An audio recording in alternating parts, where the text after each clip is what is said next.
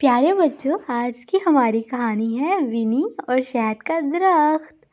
ایک روشن صبح ریچھ ونی پو اپنے گھر میں ورزش کر رہا تھا۔ جب وہ جھک کر اپنے پاؤں کے انگوٹھوں کو ہاتھ لگانے لگا تو اسے اپنا پیٹ پچکتا ہوا محسوس ہوا۔ اوہ ہو، پو نے کہا، ورزش سے تو مجھے بہت بھوک لگ گئی، کچھ کھانا چاہیے۔ یہ کہہ کر وہ ناچتا اور گاتا ہوا توشہ خانے کی طرف بڑھا۔ میں ٹھگنا ہوں، میں موٹا ہوں، پر ہر دم میں خوش رہتا ہوں۔ توشہ خانے کے پٹ کھول کر اس نے شہد کا مرتبان اتارا، مگر یہ تو بالکل خالی تھا، بس پیندے پر تھوڑا سا شہد لگا ہوا تھا۔ پو کو بڑی مایوسی ہوئی، پھر اس نے مرتبان میں سر گھسا کر اس شہد کو چاٹ لینے کی ٹھانی، مگر اس ارادے پر عمل کرنے سے پہلے ہی اسے تیز بھن بھناہٹ سنائی دی۔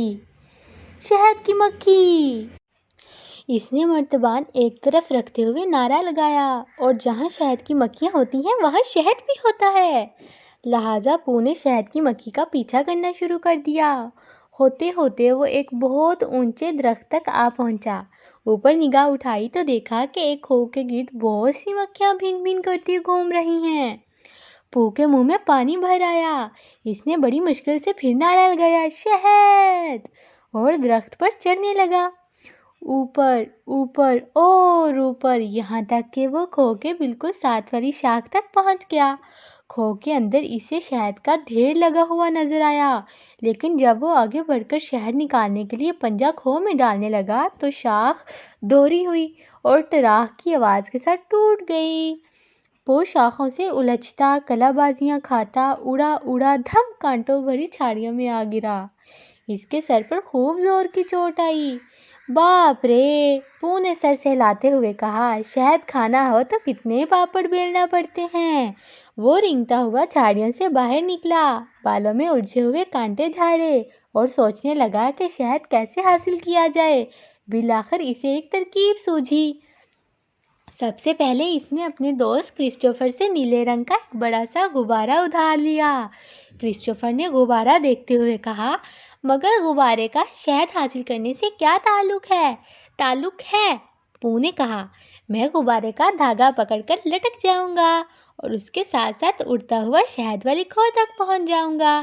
اس کے بعد پو نے کیچڑ میں خوب لوٹیں لگائیں۔ اس کے بدن پر ناک سے پیروں تک کیچڑ کی تہہ جم گئی۔ ارے کیچڑ میں کیوں لت پت ہو رہے ہو؟ کرسٹوفر چلایا، دماغ خراب ہو گیا ہے کیا؟ میں اپنا رنگ کالا کر رہا ہوں تاکہ جو مجھے دیکھے کالے بادل کا ٹکڑا سمجھے، پو نے بتایا۔ یہ مکھیوں کو دھوکہ دینے کے لیے ہے۔ یہ کہہ کر اس نے غبارے کا دھاگا تھاما اور ہوا میں بلند ہونے لگا۔ کرسٹوفر اس کی بے وقوفی پر تعصب سے سر ہلاتا رہ گیا۔ جلد ہی پو شہد سے بھری کھوہ تک پہنچ گیا۔ اس نے پنجہ اندر ڈالا اور چلو بھر شہد نکال لیا، مگر اتنے میں مکھیوں کو اس پر شک ہو گیا۔ وہ اس کے ارد گرد منڈلانے لگی۔ یہ دیکھ کر پو کے ہوش اڑ گئے۔ اس کا بادل بننے کا منصوبہ ناکام ہو گیا تھا۔ اب کوئی وقت جاتا تھا کہ مکھیاں اپنے نوکیلے ڈنک لیے اس پر حملہ آور ہو جاتیں۔